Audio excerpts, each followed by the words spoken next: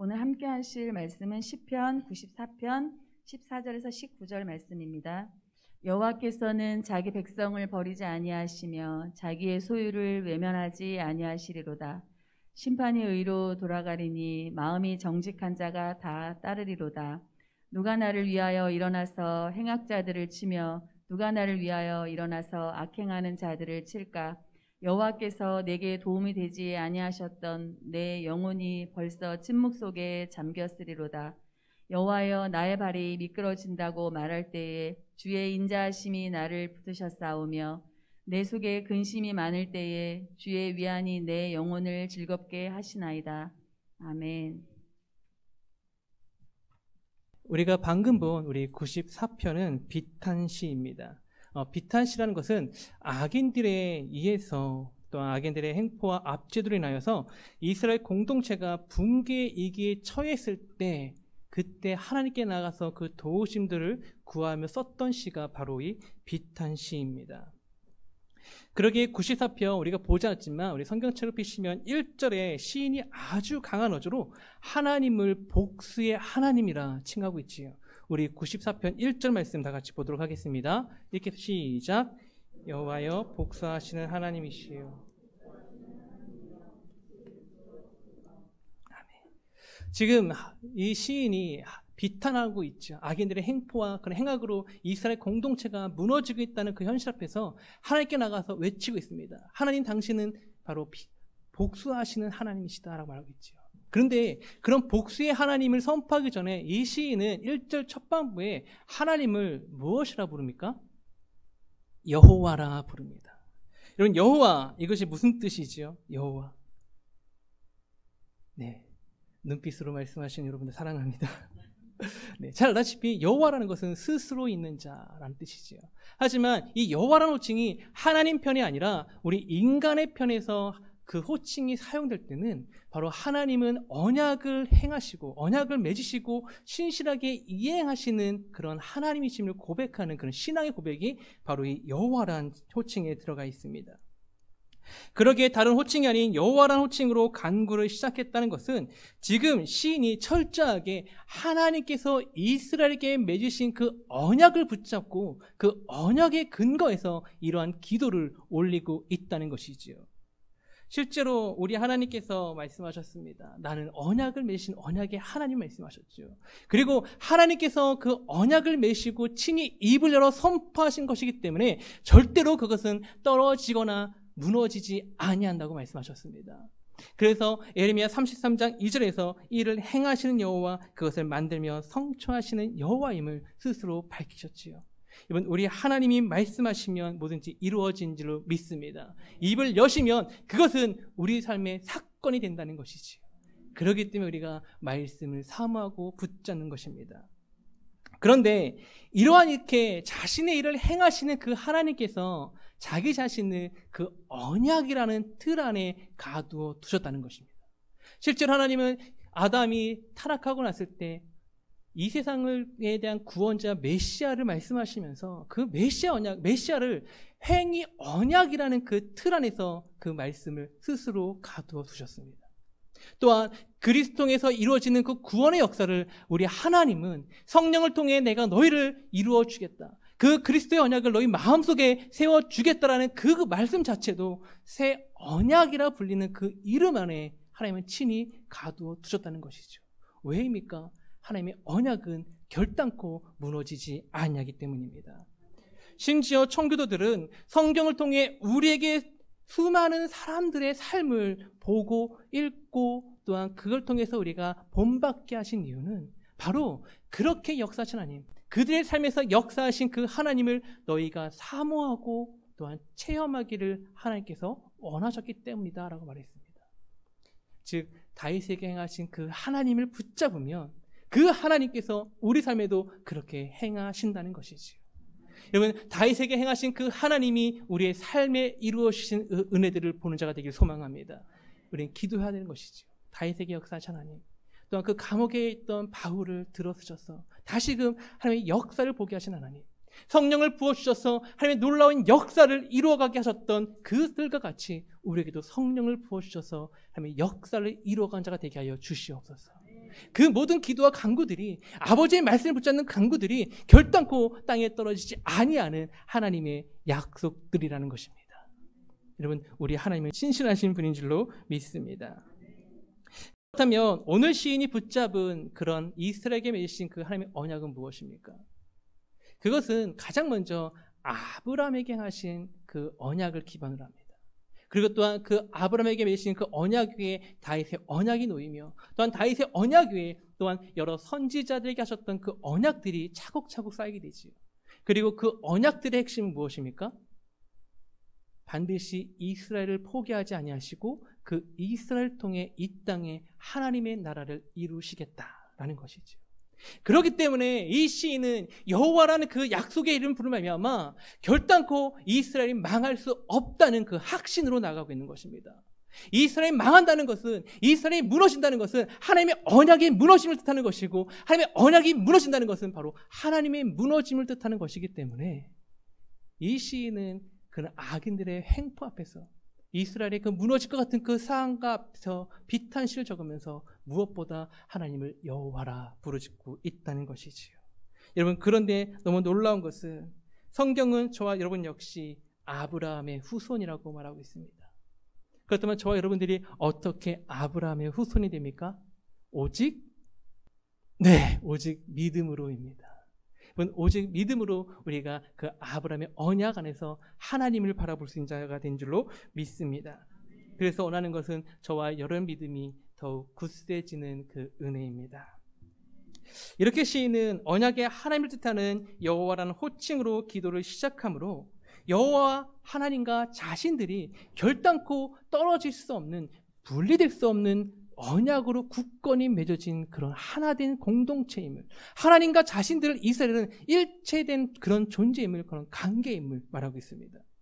그래서 시인이 하나님께 이스라엘을 무너뜨리고자 일어선 원수들 앞에서 바로 하나님을 복수를 행하시는 하나님입니다. 하나님은 바로 복수의 하나님입니다. 왜? 하나님은 우리 공동체와 일심동체이기 때문에, 우리와 함께하는 분이시기 때문에 그렇게 고백하고 있는 것이죠. 여러분, 또한 이것이 뜻하는 것 또 하나는 바로 우리 교회를, 여러분을 이 세상이 궁극적으로 사탄이 결단코 무너뜨릴 수 없음을 뜻합니다. 왜시죠? 하나님께서 우리 교회와 저와 여러분과 연합하여 계시기 때문입니다. 하나님이 함께 하시기 때문에 우리 교회는 결단코 무너지지 않습니다. 하나님이 함께 하시기 때문에 저와 여러분의 마음은, 우리의 심령은, 우리의 삶은 때때로 흔들릴 수 있어도 결단코 무너지지 아니할 줄 믿습니다. 무엇보다 저와 여러분을 향한 그 언약의 핵심을 우리 하나님은 십자가라고 친히 성경책에 기록하셨지요. 그렇게 기록하시고 우리가 읽게 하신 말미암아 나는 결단코 너희들을 포기할 수 없음을 스스로 하나님께서, 거룩하신 하나님께서, 위대하신 하나님께서 자신을 그 십자가라는 그 세 글자 안에 자신을 가두어 두신 것입니다. 우리가 그 십자가를 붙잡고 하나님을 의지케 하시기 위해, 여러분, 그것이 바로 우리의 믿음이고 우리의 은혜이며 우리의 소망인 줄 믿습니다. 이런 가운데 하나님의 복수로 번역된 이 단어는요, 단순한 복수를 뜻하지 않습니다. 이 단어 네카모트는 철저하고 완벽한 응징을 뜻합니다. 그런데 이러한 요구를 하면서 우리 1절 하반부에 시인이 무엇을 요구합니까? 1절 하반부 보니까 시인이 무엇을 비춰달라고 말하고 있죠? 빛을 비춰달라.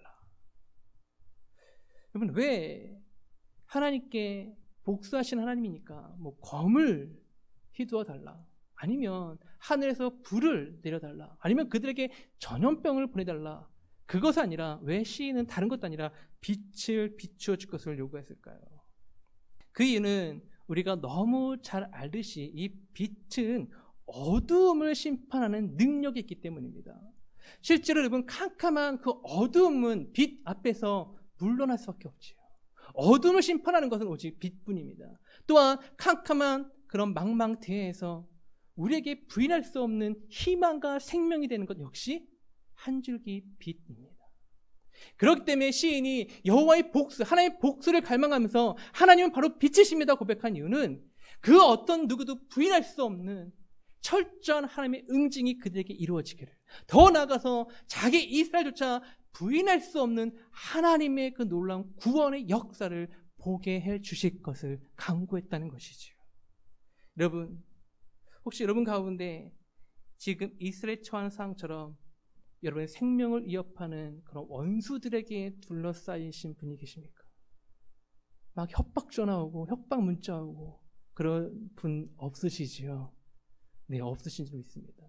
하지만 마치 꼭 그러한 상황 속에 있는 것처럼 내 삶의 자리가 캄캄한 망망대해를 떠다니는 그런 것처럼 느껴지시는 분들이 혹 있을지를 모르겠습니다. 그래서 원하는 것은 하나님께서 그런 분들의 마음과 그 삶에 하나님의 빛을 비춰주시는 그 은혜입니다. 여러분을 넘어뜨리고자 하는 그 모든 악한 감정과 생각들, 여러분의 삶을 흔들고자 하는 그 모든 것들에 하나님의 임재 역사, 그 빛의 역사가 속히 임하기를 소망합니다. 그래야 해서 원하는 것은 그 모든 자들에게 하나님의 은혜를 비추는 그 은혜를 말하는 여러분이 되어지는 것이지요. 제가 이 옛날에 우리 가정에서 우리 사랑하는 딸에게 하나님의 빛에 대해서 얘기를 했어요. 그랬더니 우리 딸내미가 저한테 하는 말이, 와, 아빠, 하나님 빛이 아빠 얼굴에 비쳤으면 좋겠다. 이제 그러더라고요.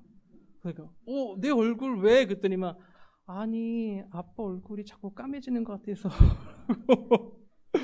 네, 이런 가운데 오늘 본문에서 시인은 악인들에게는 심판이 되는 빛이 우리에게는 어떤 은혜가 된다고 말합니다. 그것을 두 가지를 말하고 있죠. 그 첫 번째는 붙드심의 은혜입니다. 어떤 은혜라고요? 네, 붙드심의 은혜. 우리 다 같이 우리 14절 말씀 보겠습니다. 네, 14절 말씀 읽겠습니다. 여호와께서는 자기 백성을 버리지 아니하시며. 네, 지금 시인이 말합니다. 여호와께서는 자기 백성을 어떻게 하신다고요? 버리지 아니하신다. 여기서 이 버리다에 해당하는 히브리어 이 뜻은 붙들고 있는 것을 세게 강타하여 버리는 것을 뜻합니다. 한마디로 하면 손에 쥐고 있는 그 무엇인가를 강하게 흔들어 치다 못해 내팽겨치는 것, 이것이 바로 버리다라는 것입니다.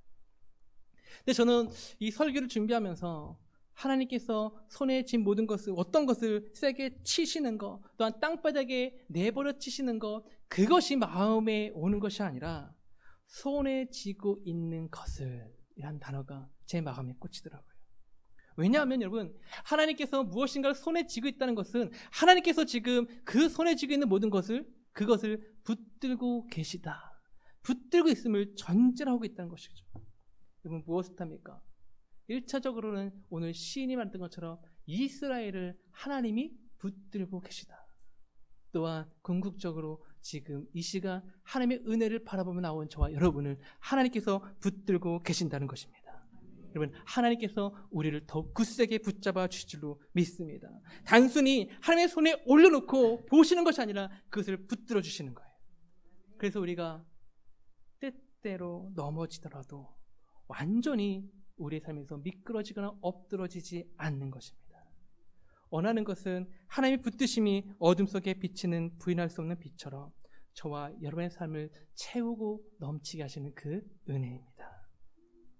그리고 시인은 하나님의 붙드심이 구체적으로 어떻게 드러나는지를 우리 본문 18절과 19절에서 말하고 있습니다. 다시금 우리 18절, 19절 읽겠습니다. 시작. 여호와여, 나의 발이 미끄러진다고 말할 때 주의 인자심이 나를 붙드셨사오며 내 속에 근심이 많을 때, 처음에 말씀을 드렸다시피 이 94편은 어떤 시라고요? 비탄시다. 또한 비탄시란 악인들의 행포와 압제로 이스라엘 공동체가 붕괴 위기에 처해 있을 때 쓴 시가 바로 이 비탄시라고 말씀드렸습니다. 지금 이 시인의 사항은 이스라엘이라는 공동체가 대적의 손에 의해 붕괴되기 바로 일보 직전의 사항이라고 보고 있다는 것이죠. 그래서 시인이 18절에서 나의 발이 미끄러진다고 말했다라고 기록한 것입니다. 단순한 미끄럼을 뜻하지 않습니다. 이 미끄러진다라는 표현은요, 깊은 낭떠러지 위에서 느끼는 그 두려움을 뜻합니다. 그 끝을 알 수 없는 그 낭떠러지에 섰을 때 그 오는 두려움을 바로 시인은 나의 발이 미끄러진다 말했다라는 속에서 표현하고 있는 것이죠. 그만큼 시인이 보았을 때 이스라엘 상황은 도저히 헤어날 수 없는 그런 아주 위급한 상황 속에 있는 것입니다. 그런데 바로 그 순간에 하나님의 인자하심이 시인을 붙들었다. 이 붙들었다로 번역된 이 사드는 마음을 붙잡아 주다라는 뜻입니다. 마음을 붙잡아 주셨다. 하나님께서 그 사항이 아니라 무엇이라고요? 그의 마음을 붙잡아 주셨다. 여러분, 어려운 일을 눈앞에 두었을 때 가장 먼저 무너지는 것이 무엇일까요? 여러분, 어떠한 문제의 두려움 앞에서 가장 먼저 무너지는 것이 무엇입니까? 우리의 마음입니다.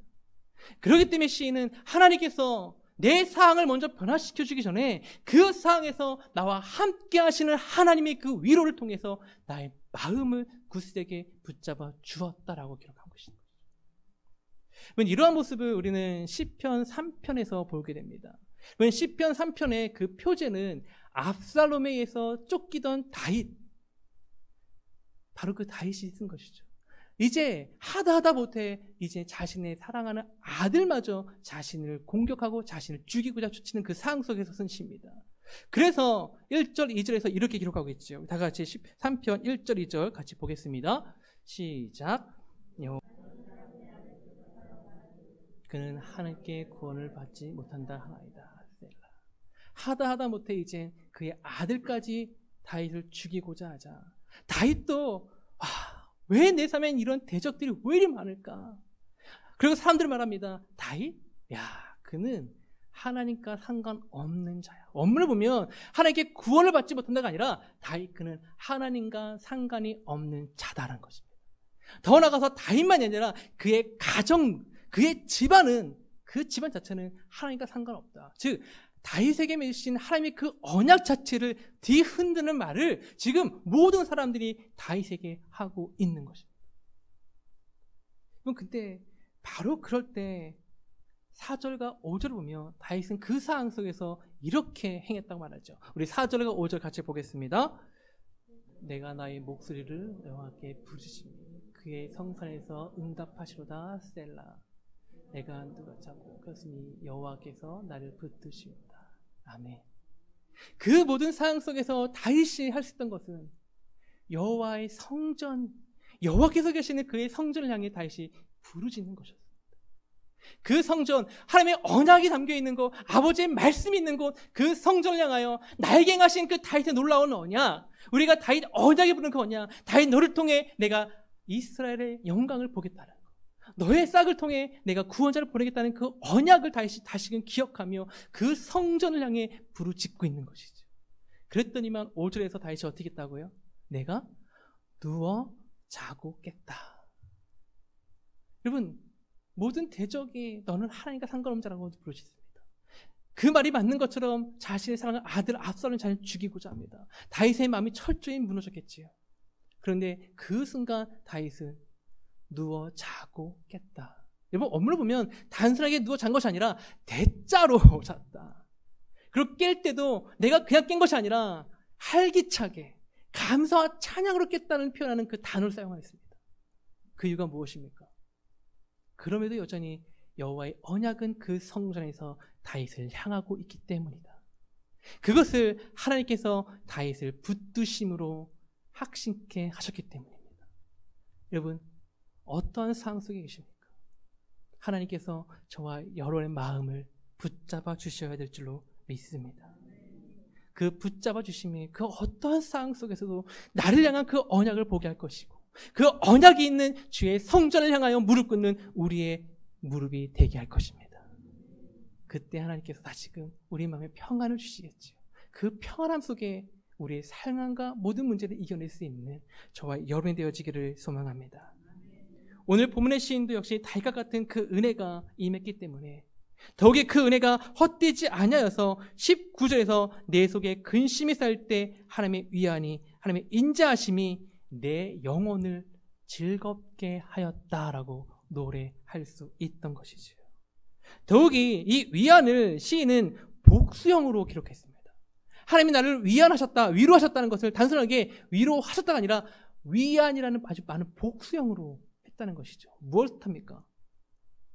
하나님께서 다양한 위로들로 이 시인을 위로하셨다는 것입니다. 여러분, 어떠한 위로가 필요하십니까? 하나님께서 여러분의 마음이, 여러분의 사항이, 여러분이 지금 필요로 하는 그 하나님의 도우심과 그 위로들이 어떤 건지 저는 모르지만 하나님은 그 어떠한 위로를 필요하시든 그 어떤 마음과 그 어떤 사항이시든 간에 하나님은 여러분들을 그의 사항에 맞는 위로와 안위로 여러분들을 붙잡아 주신다는 것이지요. 그래서 우리가 하나님을 바라볼 수 있는 줄로 믿습니다. 여러분, 하나님께는 방법이 많으십니다. 두 번째로 시인은 악인들에게는 심판이 되는 이 빛이 우리에게는 홀로 두지 않으심의 은혜가 되었다라고 말하고 있습니다. 홀로 두지 않으심의 은혜. 우리 14절 말씀 다시 한번 보도록 하겠습니다. 읽겠습니다. 저는 자기의 백성을 버리지 아니하시며 자기의 소유를 외면하지 아니하시로다. 아멘. 이번 자기 백성을 버리지 아니하신 여호와께서 또한 자기 소유인 이스라엘을 어떻게 하신다고 하십니까? 외면하지 않겠다라고 말씀하십니다. 이 외면하지 않다로 번역된 히브리어 야하로브는 그 길에 홀로 남겨두고 떠나지 않겠다. 그가 가는 그 길에 그 사람 홀로 감당하게 한 것이 아니라 그곳에 친히 함께 하시겠다라는 말이죠. 여러분, 하나님께서 저와 여러분의 삶에 함께 걸어가신 줄로 믿습니다. 여러분 혼자 있다고 느껴지는 그 시간에도 하나님은 여전히 여러분과 함께 하십니다. 여러분, 여러분이 걷는 그 길, 어떠한 길인지는 알 수 없지만 그러나 제가 확실히 아는 것 한 가지, 여러분은 결단코 혼자 그 길을 걷지 않으신다는 것입니다. 하나님께서 저와 여러분과 함께 하신 줄로 믿습니다. 제가 17살이 되던 해 1997년 고등학교 2학년 때입니다. 97년 그때 이제 아버지께서 심장마비로 소천하셨습니다. 아침에 같이 밥을 먹고 같이 식사를 하고 그리고 가셨는데 오후에 아버지는 싸늘한 그런 시신으로 돌아오셨죠. 그때 저는 여러분 제일 먼저 든 것이 앞이 캄캄함 또한 미래에 대한 불안함, 아니 저는 미래를 포기했던 것 같습니다. 실제로 저 아버지 소천하시고 나서 먹지를 못했고요. 그리고 아주 지금은 이쁘게 통통한지 모르겠지만 아주 빼짝 말라서 병원에 입원도 했어요. 먹는 것보다 토하고 먹는 것보다 이제 다 되니까 그 병상에 누워서 하나님께 기도하고 또 기도할 때 하나님께서 저에게 딱 하신 말씀 한마디입니다. 내가 너의 아버지다. 이젠 내가 너의 아버지다. 그 위로의 말씀 때문에 제가 그 시간을 버틸 수 있었습니다. 신학대학원 진학을 앞두고 내가 과연 신학을 할 수 있을까? 과연 이 사역 감당할 수 있을까? 불안했습니다. 그래서 저 사랑하는 지금의 아내를 두고 캐나다로 떠났습니다. 선교여행을 위해서. 선교여행 마지막에 한국 들어올 때 하나님, 제가 한국 들어가서 어떻게 해야 됩니까? 하나님의 길을 가야 합니까? 어떻게 해야 됩니까? 기도하고 부르짖을 때 하나님께서 기도 중에 너무나 아름다운 길을 보여주셨습니다. 그리고 한마디 해주셨어요. 내가 이 길의 끝에서 너를 기다리고 있다. 목사 안수를 앞에 두고도 역시 다시금 그때 그 은혜를 생각하시면서 저를 붙잡아 주셨습니다. 그리고 그 은혜로 제가 지금 여기 이 자리에서 이 말씀을, 은혜를 나누고 있습니다. 여러분, 하나님은 결단코 여러분을 홀로 두지 않으십니다. 저와 여러분이 하나님의 소유이기 때문에, 저와 여러분이 하나님의 사랑하는 아들이며 딸이기 때문에 하나님은 결단코 저와 여러분을 홀로 두시지 않으십니다. 더욱이 요한복음 14장 16절 이하에서 우리 주님이 친히 말씀하셨지요. 우리에게 자신의 영이신 성령을 보내줘서 너희를 고와 같이 버려두지 아니하겠다 약속하셨습니다. 지금도 주의 성령께서 이 자리에 우리와 함께 하신 줄 믿습니다. 우리의 삶 속에, 우리의 심령에 우리와 함께 하시고 우리를 붙들어주고 계신 줄로 믿습니다. 말씀을 마치고자 합니다. 오늘 본문을 통해 우리 하나님께서 말씀하십니다. 결단코 부인할 수 없는 어둠을 비추는 빛처럼 내가 너의 마음을 붙들어 주리라. 내가 너를 그 길에 홀로 두지 아니하니라. 더욱이 성경은 하나님이 우리를 붙들 수밖에 없다고 합니다. 결단코 우리를 홀로 둘 수 없다고 합니다. 왜입니까? 저와 여러분의 덮으신 주의 십자가 그 보혈이 우리 가운데 있기 때문입니다. 하나님은 결단코 우리를 포기하실 수 없습니다. 매일매일 실수하고 넘어질지라도 그래도 하나님은 말씀하십니다. 네가 매일매일 실수하고 넘어질지라도 또 흔들릴지라도 나는 결단코 너를 포기하지 않겠다. 여러분, 그런 하나님의 부드러운 그 사랑 속으로 들어가는 이 시간 되기 원합니다. 이 시간 다 같이 우리 찬양하며 나가겠습니다. 주여 우린 연약합니다.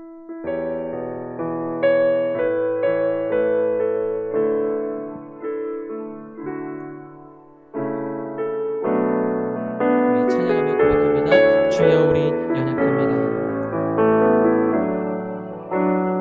주여 우린 연약합니다. 우린 오늘을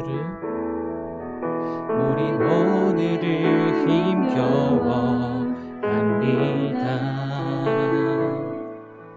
주 뜻 이루며 살기에 부족합니다. 우린 연약합니다. 주여 우린 넘어집니다. 주여 우린 넘어집니다. 오늘 하루 또 실수합니다. 주의 긍휼을 구하는 죄인입니다.